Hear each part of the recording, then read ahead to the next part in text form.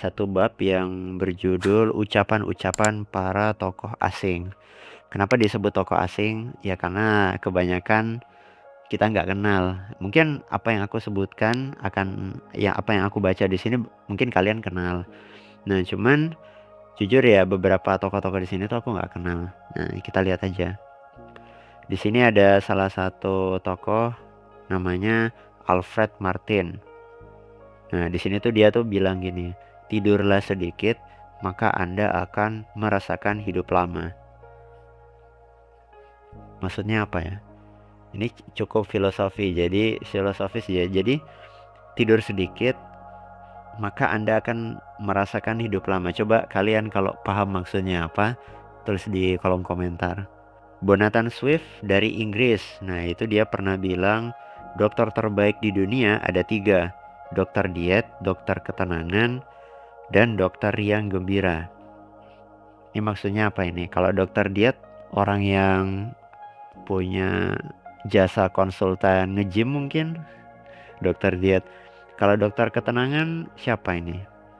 Psikolog kah? Seorang ustadz? Apa? Ulama? Aku nggak tahu sih. Kalau dokter yang gembira, siapa dokter yang gembira? Apakah YouTuber seorang dokter yang gembira yang selalu bisa bikin kalian itu ketawa ketiwi atau senyum-senyum? Atau komedian? Atau Bang Panji Pragiwaksono, dokter yang gembira? Ya skip aja.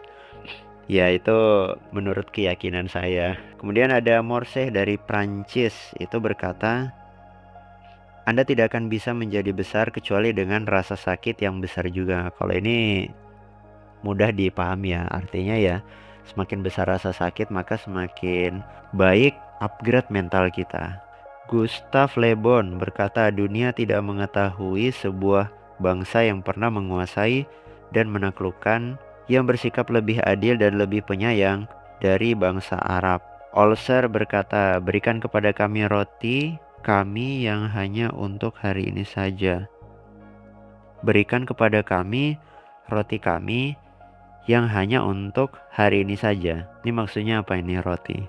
Kok ada semacam kayak satir ya? Jadi maksudnya roti ini aslinya kepemilikannya itu orang yang meminta roti.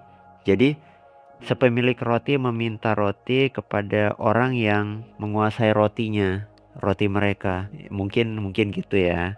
Thomas Carlyle berkata, jangan lihat apa yang terjatuh di dalam kegelapan. Akan tetapi lihatlah apa yang terjatuh di dekat Anda. Apa nih maksudnya? Kayaknya deep ini. Jangan lihat apa yang terjatuh di dalam kegelapan. Aku menerka ya, maksudnya kita itu susah ngelihatnya. Kan di dalam kegelapan toh, artinya susah kita ngelihatnya kecuali kalau kita itu punya cahaya. Tapi di sini lanjutnya, akan tetapi lihatlah apa yang terjatuh di dekat kita, di dekat Anda. Masuk sih, jadi apa yang jatuh di dekat kita itu kan lebih terasa, lebih dekat itu kan istilahnya kita lebih tahu apa yang jatuh di dekat kita. Kan kalau tempat gelap yang jauh itu kan agak susah kan, kita harus nyari-nyari dulu. Tapi kalau yang di dekat kita itu lebih terasa, lebih cepat kita itu mengetahui apa itu. Mungkin hikmahnya adalah sebenarnya kita itu fokus kepada hal-hal yang sebenarnya bisa kita gapai.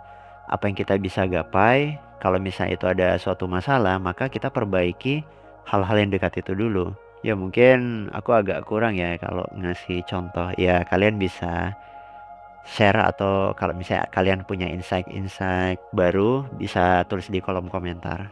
Di sini ada Dante. Apakah ini Dante yang itu? Dante berkata, pikirkan bahwa hari ini tidak akan muncul untuk kedua kalinya. Ya mungkin ini semacam pesan bahwa ya jangan sia-siakan kehidupan kita. Ya hiduplah hanya untuk hari ini. Maksudnya ya berupayalah maksimal ketika kita itu masih hidup. Ya, seakan-akan ya hari ini itu hari terakhir. Itu tambahan dari aku sih. Kalidasa, seorang bijak dari India berkata, hari kemarin telah mati, hari ini sedang terlahir, dan hari esok masih belum ada.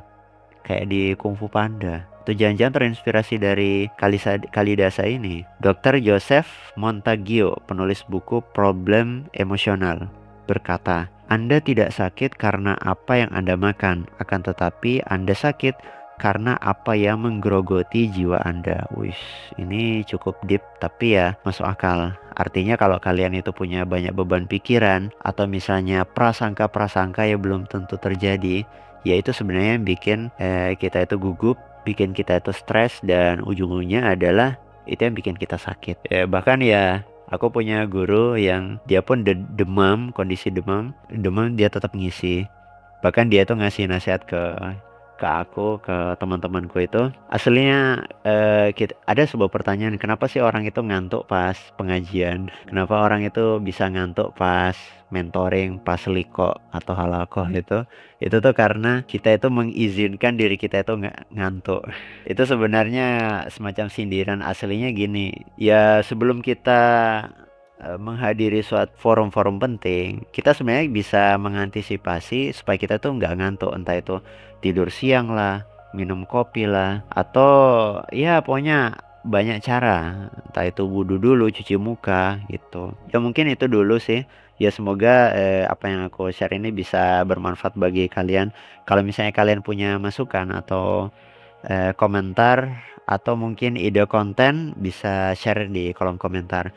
Oke, itu dulu. Aku Zunun Sulaiman. Salam sparkling. Assalamualaikum.